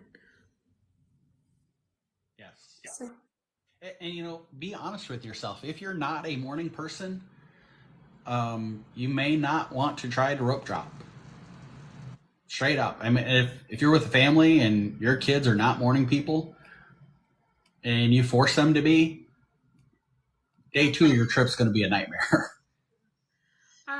Norma, this is a great question. When getting DAS, can my guests go with me, or do they have to purchase their own ticket? So if I'm understanding, well, everybody needs a ticket to go in, Norma. So I don't know if that's just the way that you phrased it, but you can add your friend, family member, whomever, to your DAS. Like you'll be connected and you'll have to go to customer service or the guest relations to have that taken care of. But they will be added on and there's no additional cost or anything like that for it.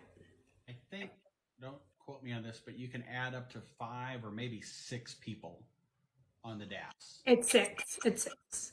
So if you're a group of 10 and one of you has DAS, not all 9 are going to be able to be added. Correct. Like Chris just said, you can only have 6 people. Keen said Hollywood Studios, they like to mobile order Woody's lunchbox so that by the time you get there, the order is ready. And that's a great tip for a lot of the quick service restaurants to be able to do that. Like friend like Tasha, yes, they don't personally rope drop, they buy Genie Plus, and we've addressed that. Like, yep, if that is not for you, then don't do it. Don't be miserable doing it. So can my guests get on the rides with me? Yes, your guests can go with you, Norma, with the DAS. Yep, you're just there. Like I said, go to a cast member, ask them what you need to do to have your friend added to your DAS or connected with you, and they will be able to do everything with you. When you go to make your selection for your DAS for the ride that you want to ride, it's going to say, who do you want to come with you? And you'll click your friend's name and you two will be connected. And then I have, what is DAS? And that is you, Mike. So, Keen's and Unicourse, I might have to mute both of you. Keep talking about all this food. I'm getting hungry. Keen's mentioned the breakfast tots are hands down the best, and you'll get seating. And then the brisket sandwich. And then Unicourse has to mention grilled cheese and tomato soup. You guys are killing me. Okay, so DAS is Disabilities Accessibility Service. It is an option that's free. You don't pay for it. If you're a person who has struggles with waiting in lines, you have anxiety, that sort of thing. I'm trying to make it as broad as possible. I'm not a doctor. I just pretend to be one on these lives. If you have struggles with waiting in lines, crowds, anxiety like that, you can apply for DAS, which again is Disabilities Accessibility Service. I'm making a very broad stroke here, but once you have it, it acts similarly to Genie Plus in that it allows you to essentially make a reservation for a ride, come back at that time, and bypass the long lines that you have the anxiety over. And there's so many, yeah, like Mike said, it's very broad on the reasons that you would need DAS. So, whatever it is, again, either go on the website or the app beforehand and you can apply for it, or you can do it when you're in the park. And Valentine, it is easier than Genie Plus. It 100% is, but again, it is similar to Genie Plus. And so, Said you have to have a DAS person scan first, then another can scan yes, after. The DAS person has to scan first. So correct. That's a again, good tip, Norma. Yeah, when you're doing it. if me, Janelle, and Chris are going to the parks and I'm the one who has DAS, I've got it, and we're going to go ride Pirates of the Caribbean together. I've got to be the one who scans in first before they can scan in as a part of that DAS pass that we have for the ride. Yeah, Queens is saying for accommodations at the park, let's see here, they don't want a diagnosis, the main concern of why you cannot wait in the long lines. Yeah, they'll ask some general questions. They're not asking or expecting a doctor's note of what your condition is. I will say, though, having to be in a wheelchair because you have a broken leg, for instance, does not qualify you for DAS. The lines and all of the rides are built and accommodated for scooters and or wheelchairs to go through. That is not a DAS pass viable reason. And so Liz has a good point. If the DAS person doesn't ride the ride, either can you. Like if Mike didn't go on the ride and I wanted to go on the ride, well, I have to go to the standby line because I'm not with Mike. So you can't just keep making reservations and send your friends if you don't want to ride the ride. And we talked about this last week. You have a couple of different options of getting DAS, so say it that way. You can do it prior to your arrival, between 2 days before you arrive and up to 30 days. You can reach out to Disney and they'll do a live interview with you to qualify you for DAS, and they can make your first 2 park reservations. That's one option. The other option is when you get to the park, you can go to one of the blue umbrellas, and the cast members there can screen you and approve you for DAS, and then get your park reservations made. So yes, Norma, it's DAS almost like Genie Plus. It's very similar into the scheduling of your rides. That's about all that there is, together on that. Any tips for going to Disney while being pregnant? Come on, Mike, you want to answer? Well, last time I was there when I was pregnant. So tips while being pregnant. So some of these tips are going to be applicable whether you're pregnant or not. Hydrate, especially if you're pregnant. Plan your park day so that you can have either extended breaks or mini breaks. And a mini break could be going to Mickey's PhilharMagic inside the Magic Kingdom and sitting down and watching the show, or doing Carousel of Progress where you're sitting down and taking a load off your feet, getting in the air conditioning. You can plan midday breaks, go back to your resort and rest for a while. There are, and I'm starting to get out of my comfort zone with this, but there are locations in the park. This would be if you've already had your child, but if you're breastfeeding, you can go and breastfeed your child in different places. If you need to pump, there's pump stations where you can do that sort of thing. Yes, wear comfortable shoes. And okay, so Keen said she's been with all 3: water, sit down, bathroom breaks, comfortable walking shoes. And with comfortable walking shoes, I always like to say this: pack 2 or 3 different types of comfortable walking shoes. If you're a tennis shoe person like I am, I took 2 different types of tennis shoes. They can be the most comfortable shoe on earth, but 15 miles at Disney, you're going to get a blister. Even if that shoe is well broken in, you're going to get a blister. So having a different brand of shoe that rubs slightly differently, it will be a huge benefit. Yeah, don't bring brand new shoes down there. Make sure they're broken in. But again, like I said, my shoes are broken in and I got blisters. So having a different brand of tennis shoe for me, or a different style of shoe, whether it's a Croc or flip-flops or whatever, it'll benefit you because they rub differently. I think if the shoe gets slightly wet, it will cause a, you know what I mean? It's such a different environment being in Florida that, when you're walking around or on a treadmill, it's completely different. And and your feet get wet or it might sprinkle or this or that. I always say bring something else besides a tennis shoe, because if you only have one pair of tennis shoes and it gets soaked the night before while you were standing there watching Happily Ever After, the next morning is not going to be great for you to put that shoe back on. You mean But on your treadmill, you don't have a camel spitting at you? Yeah, I have Chase's there, Tim, with a squirt bottle, and I'm ducking. I'm practicing my ducking. I'm a tennis shoe guy, so that's all I bring. I'm not Right. Croc wearer, flip flop Right. wearer, sandal Right. wearer.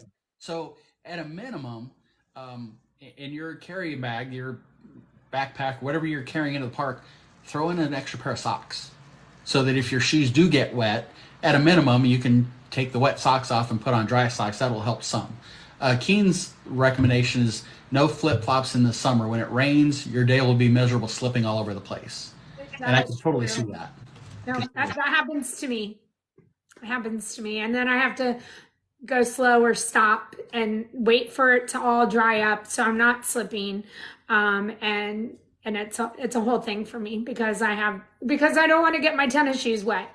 And so and Keen, I appreciate that you said when it rains and not if it rains. Right. And you know me, I'm always like, well, just see if it rains. Mike, okay, hold on. I have a couple things. Can you lightning lane for Tron? Yes, that's individual lightning lane. You can actually ride Tron twice. And that is if you get the virtual queue as a regular guest, or you can go out there and buy the individual lightning lane for it and get right through. Do you have, as a travel agent, Mike, do you have a company that's best to rent a scooter with? I can absolutely secure scooter rentals for you. Yeah. Okay, so but yes, so Josh is saying what's the best company. I think, Josh, if you're not going through a travel agent, that's just research it. I feel like there's Google and there's companies. I know when my friend Michelle she just Googled it, found the company, but her travel agent helped her, and the scooter got delivered right to the Polynesian. It was wonderful. They picked it up from the Polynesian, and it was all set up for her, and she didn't have to worry about it. But I definitely, if you're staying at a resort, would do it that way. And I wouldn't wait to get into the park to rent that scooter and see if they had them available or waste that time. And yeah, if you're going to rent them at the park, you doggone better resort rope drop. Yeah. If Magic Kingdom opens at 9 and you're strolling in there at 10:30, there probably aren't any scooters left. Yeah. That could be a problem. Yeah. So definitely there's lots of companies out there, and I think that there's all kinds of information on them. And same with strollers. Strollers can be dropped off at the resorts at just like the scooters, or even, I would assume, to a hotel that's off property. I'm sure they do it to all of them. In general, you asked whether that's something I can do. There's basically 3 things I can't do. One is book your airfare. That's for you to do. The other is Genie Plus. It would be impossible, frankly, for me to secure your Genie Plus and do your lightning lanes, because I don't know, what you want to do, where you want to do it, what time you want to do it. So could I do it? Sure, but it would be a hassle for both of us. And then the third thing is I won't come to your house and pack your suitcases. Just won't do it. Everything else, scooter rentals, stroller rentals, transportation from the airport to your resort and back, obviously your park tickets, your resort packages. When we book, and I know early on in this conversation I was using September of 2024. So if you were looking at going next year and book with me, we can book it immediately. $200 holds the reservation. There's a handful of benefits of doing that this far in advance. First off, the price that is quoted today, when you book and pay that $200, that is the price you will pay in September 2024. If they have price increases between now and then, they're not applicable to you because you've already got a reservation booked. So you will never have to pay more than the quote. If, however, they come out with promotions in 2024 that you apply for, I can absolutely apply those and save you money. I had a handful of guests, probably 4 or 5, that are going in December this year. We booked those like in February or March, and there were no promotions. Disney then came out with promotions, and that day they came out, I was on the phone with Disney and changed the reservations for those 4 or 5 guests, saving them hundreds of dollars. So those are some of the benefits of booking early. If you book $200 down, even if you're making regular payments, and prior to 30 days before your trip, you have to cancel, all of that money is refunded to you. None of it is kept by Disney. Just to go back on the things that you don't do, Brooke wants to know, because you didn't say it, you won't pack, but she needs somebody to unpack for her. Absolutely, Brooke. For you, I'll do that. Keen says stroller rental is the way to go with little ones. The park ones are not comfy. Okay. Nap. Tia wants to know, can you compete with Costco travel? Costco, I know at times has lower prices than what a travel agent can get for you. I've never gone through Costco, so I can only tell you what I've researched and seen. The challenge is if you book with Costco and then you need help with your reservation for some reason or another, you got to try to find somebody at Costco that can help you. They're not staffed with customer service reps for Disney packages. So keep that in mind. If you book with Costco and promotions come out after the fact, again, you've got to work through Costco to get those things applied to your reservation. And from everything I've seen, people, most people that have booked with Costco, if they've had any problem with their reservation whatsoever, that's where they said, I'll never book with Costco again because I couldn't get a hold of anybody that could help me. Okay. One thing I do know, and I've experienced it myself as far as like tickets through Costco's, and I will say I did mine through Sam's Club. There was an enormous fee at the end of the Sam's Club, and I didn't realize it, and it would have been cheaper for me just to buy the ticket flat out through Disney because Sam's added a fee at the end, and I wasn't paying attention. So just be mindful of that. And that also brings up hotels off property. Their nightly rate might be cheaper than staying at, say, All Stars or Pop Century, but a lot of them will A, charge you for parking, and B, have a resort fee as well. So be careful of those that look more reasonable than otherwise. And they typically never have promotions. I was working with somebody just earlier this week, got them a rate at All Star Sports or Music, one of the two, with a promotion. And they said, gosh, I don't know if that's in my budget. Can you look at some of the off-property ones? And so Disney's got Good Neighbor hotels. The least expensive of the Good Neighbor hotels was still more per night than the promotion rate at All Stars. Yeah. And then, we touched on it last week. Let's not go into travel, the transportation from those good, all that, and how it's not the same, and we don't have to go there because no one's asking, but at the end of the day, there are lots of benefits, and the money, if it's in your budget, staying at a value resort can be much better than going off property or buying your tickets from somewhere else or any of that other stuff. More often than not in life in general, but certainly here, you get what you pay for, right? So, yeah. All right. So, do you have any other questions on your end? Let me scroll back and look and see if I missed anything. I'm sure Chris said something that I ignored along the way. All right, so I mean, we're almost at the 2 hour mark. So if there's any last minute questions, there's anything that we can answer while we're wrapping up. I will say next Wednesday is going to be up in the air as to whether or not we do this, but then we'll be back to our regularly scheduled program the following Wednesday. So, So, two things. I know in your Discord you had asked about doing this on oh, evenings. yes. Uh, Yep. I think probably here in the next handful of weeks that would probably benefit me more than doing the Okay. morning one. So we'll have to land on an evening and a time to do that.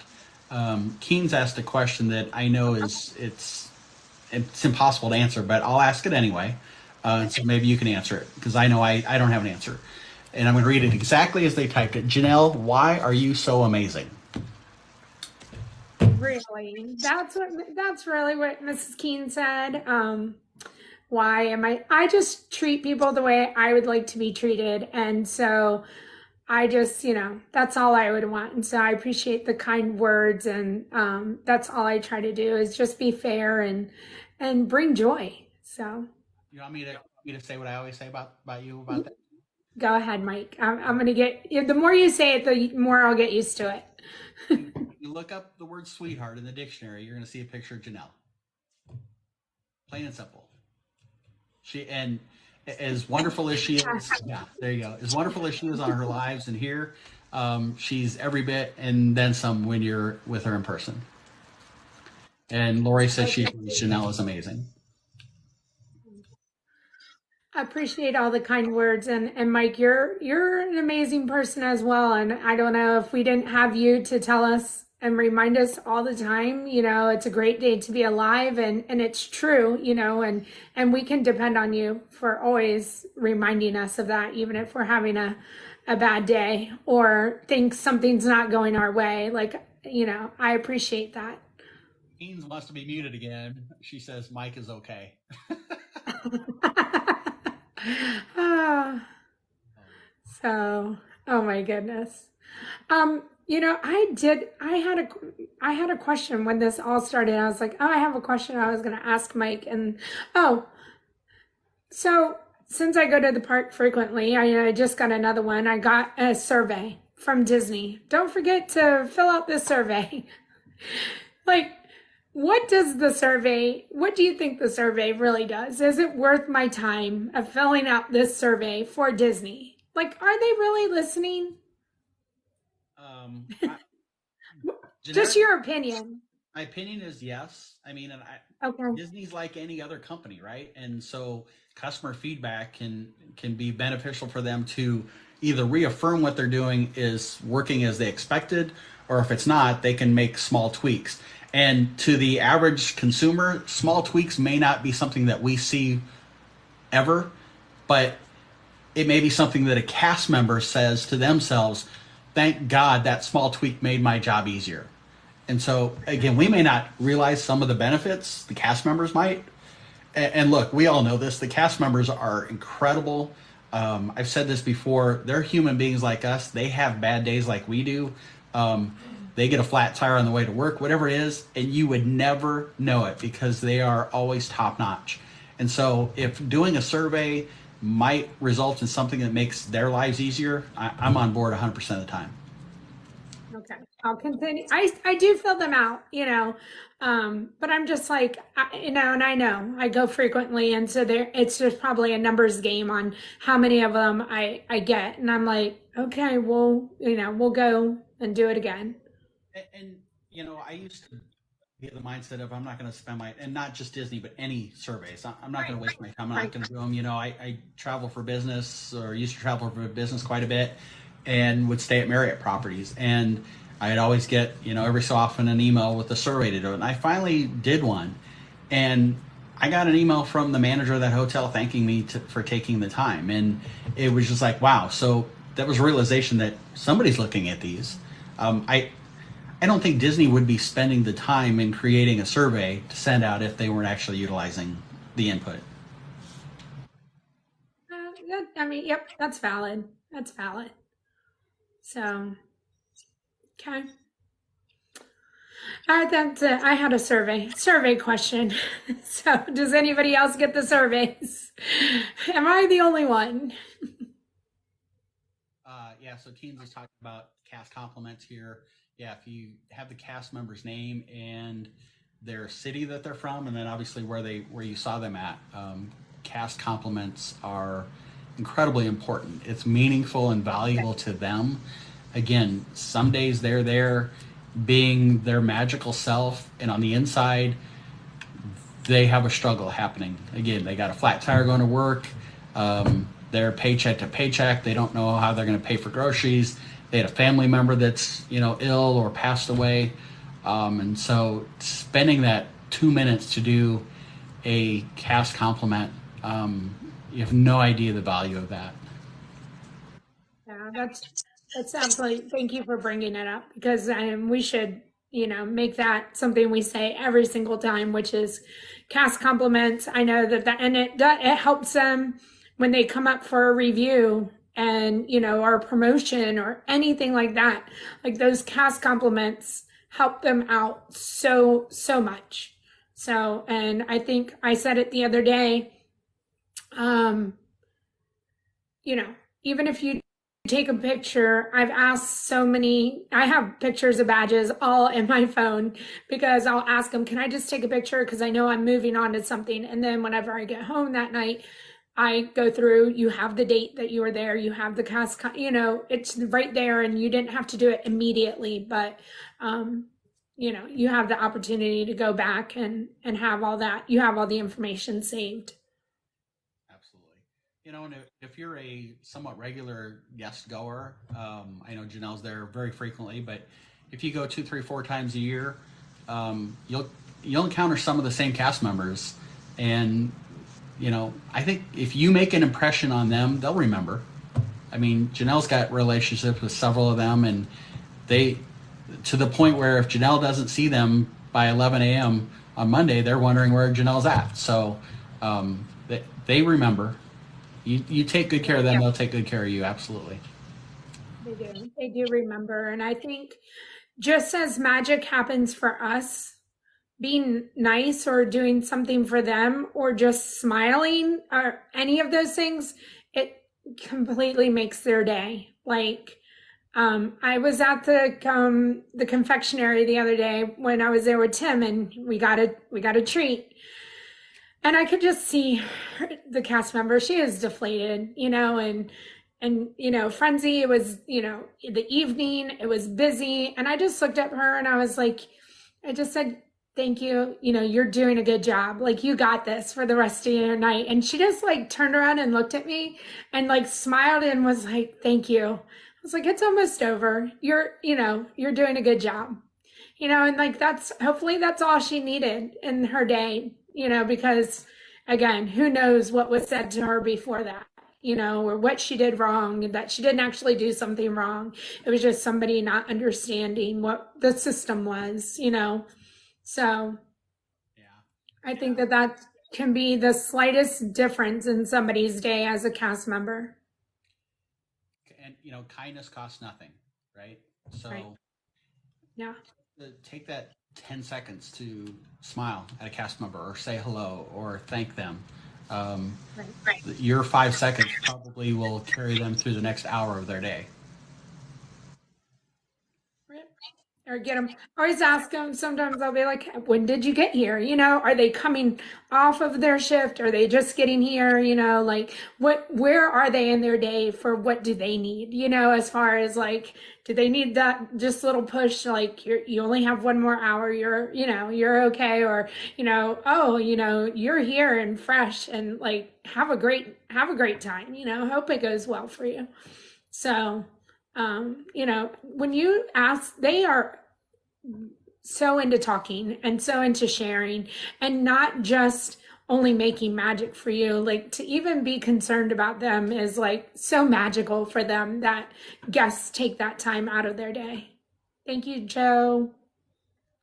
So, And I'm sure somewhere along the line, in all of our trips, we've been pixie dusted by a cast member. Um, You may or may not never get that opportunity to be pixie dusted by a cast member where they give you a free upgrade or free, popcorn, whatever it is.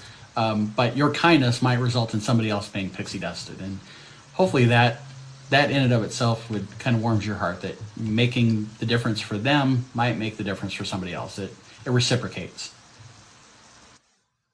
Right. Absolutely.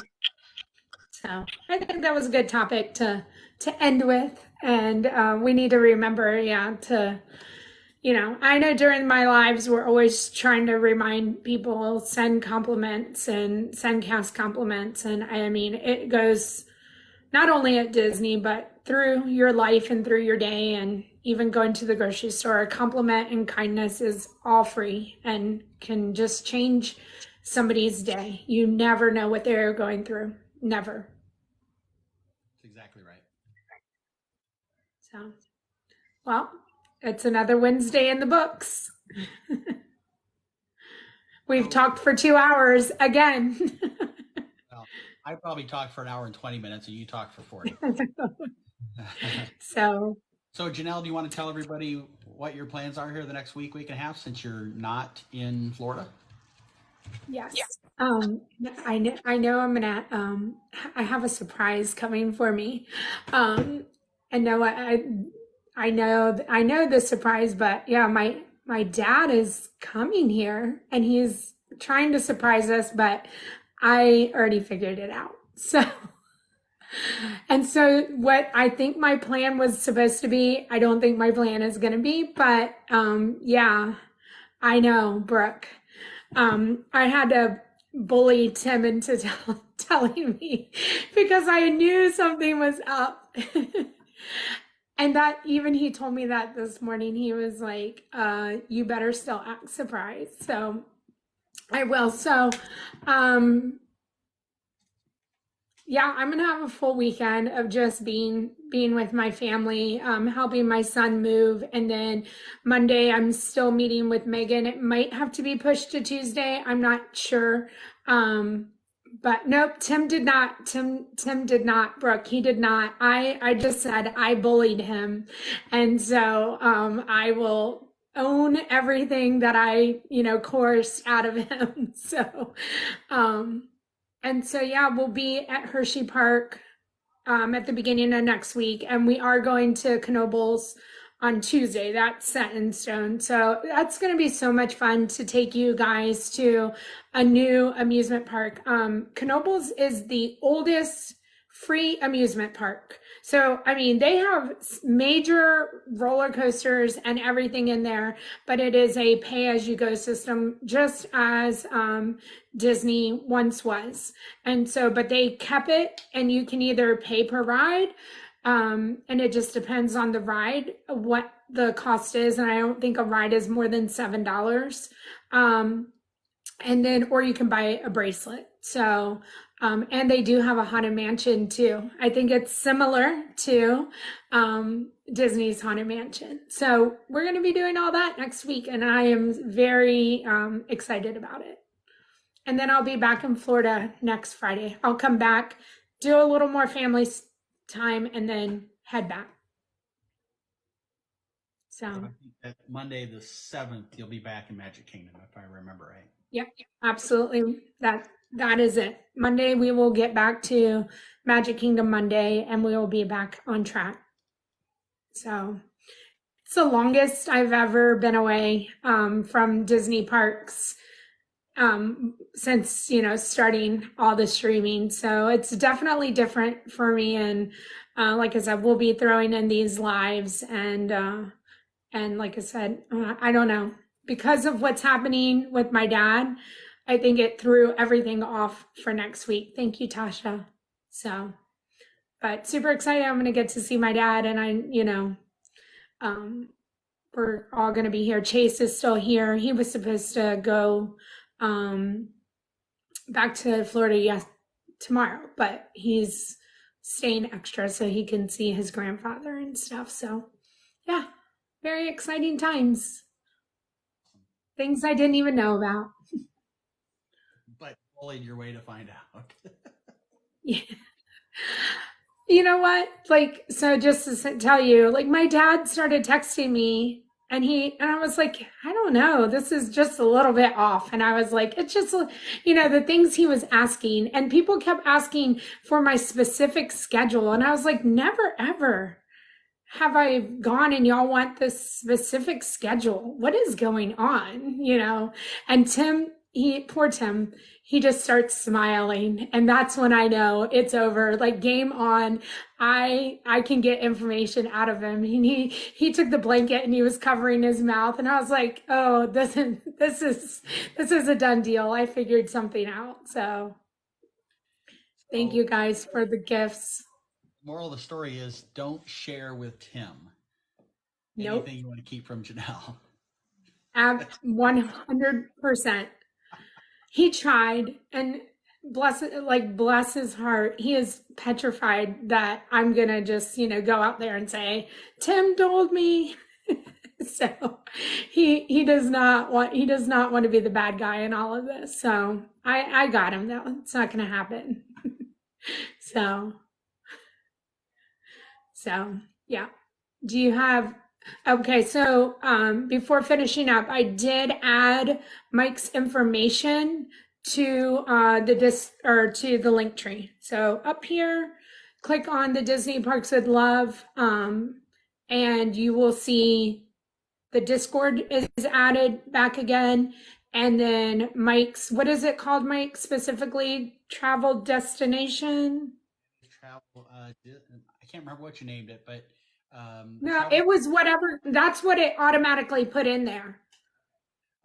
So Magical World Vacations is the travel agency.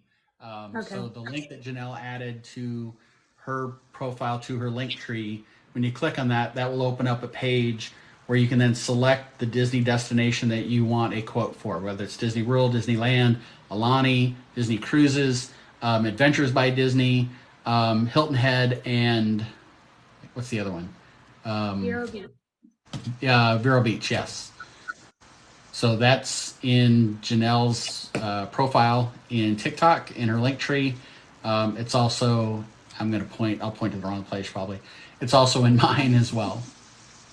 Yeah, and now it's on Instagram and YouTube, all of that. Wherever my link tree is, it's in there. So if you want to reach Mike and you don't want to follow him on here or anything like that, you can reach out to me. I can direct you, or you can go to that form and he'll get back to you. So we've added a way to contact Mike. So, but yeah, and Discord is back up there. And if you want to come and join us in Discord, that link is in there as well. There's a section in the Discord for putting suggestions in for Mike and I. And like I said, hopefully we have been able to, this has always been 2 hours for the past couple times. So we want to try to get another segment. Maybe that's just a 30-minute segment. I don't know if the two of us could do that, but once we get back to baby Briggs being born and me being back in Florida, we'll work all that out. So, and get things to a regular schedule for a period of time. You said there is a link in Discord for topics. Yes. And at some point, I might get myself motivated to go back to doing my Mondays with Mike videos on TikTok. Janelle will probably keep poking me to do that. And so maybe I can take some of those topics and just do a quick 2 or 3 minute Mondays with Mike and post that on TikTok as well. Yeah. And I know that the information that we share just, gives condensed into Mondays with Mike, and and then that again opens up to more questions when we come on to here, and we can answer them in much I don't even know what I'm trying to say, in a longer form. So Tasha, you don't have a sticker? Hey Tanner, message me, Tasha, and I'll get you a sticker. So all right, happy Wednesday.